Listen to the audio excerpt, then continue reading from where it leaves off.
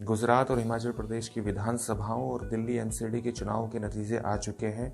Delhi MCD के चुनावों के नतीजों को आप गुजरात और हिमाचल प्रदेश के चुनाव के नतीजों के साथ मिलाकर के विश्लेषित कर सकते हैं, क्योंकि दिल्ली एमसीडी में मतदाताओं की संख्या हिमाचल प्रदेश विधानसभा चुनाव में मतदाताओं की संख्या से भी ज़्यादा है। तीनों जगहों पर भारतीय जनता पार्टी ही सत्ता में थी और तीनों जगहों पर हमें अलग अलग प्रकार के नतीजे दिखे हैं। जहां गुजरात में भारतीय जनता पार्टी न केवल अपनी जीत को बनाए रखने में सक्षम हुई है, बल्कि उसने सभी रिकॉर्ड तोड़ दिए हैं। वहीं हिमाचल प्रदेश में कांग्रेस ने भारतीय जनता पार्टी को हरा दिया है और दिल्ली एमसीडी के चुनाव में आम आदमी पार्टी ने भारतीय जनता पार्टी को हरा दिया। इन चुनाव नतीजों से 3-4 बातें बिल्कुल स्पष्ट है। सबसे पहली बात ये कि जो प्रधानमंत्री नरेंद्र मोदी के इम्पैक्ट को ऑल ओवर इंडिया के रूप में दिखाने का प्रयास किया जाता है, उस इम्पैक्ट में कहीं ना कहीं कमी है।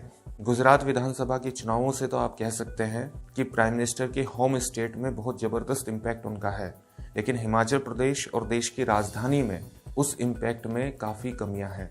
साथ ही भारतीय जनता पार्टी के बारे में लगातार जो धारणा गढ़ी जाती है, उसकी इनविंसिबिलिटी के बारे में, उसकी अजेयता के बारे में, वो इनविंसिबिलिटी की धारणा इन चुनाव नतीजों से टूटेगी।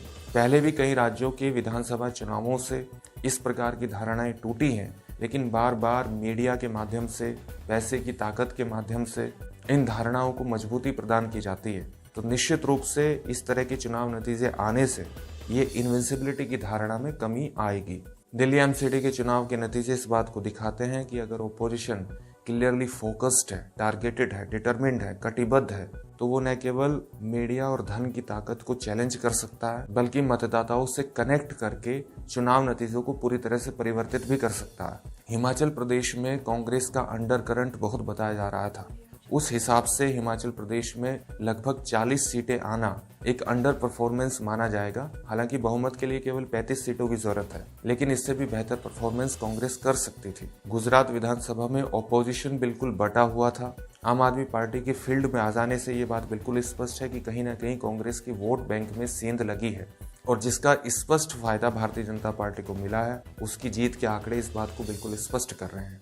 ऑपोजिशन के लिए इन विधानसभा चुनावों से एकदम सीधा संदेश है कि अगर आप में आपस में तारतम्यता है, आप बिल्कुल फोकस्ड हैं, डिटरमिन्ड हैं, तो आप 2024 में भारतीय जनता पार्टी को चैलेंज कर सकते हैं। और अगर इन सारी चीज़ों का अभाव रहता है, तो आने वाले लोकसभा चुनाव 2024 में भारतीय जनता पार्टी को क्लियरली एज हासिल है। ये वीडियो अगर आपको अच्छी लगी है तो इस वीडियो को शेयर कीजिए, इस चैनल को सब्सक्राइब करिए। बहुत बहुत धन्यवाद।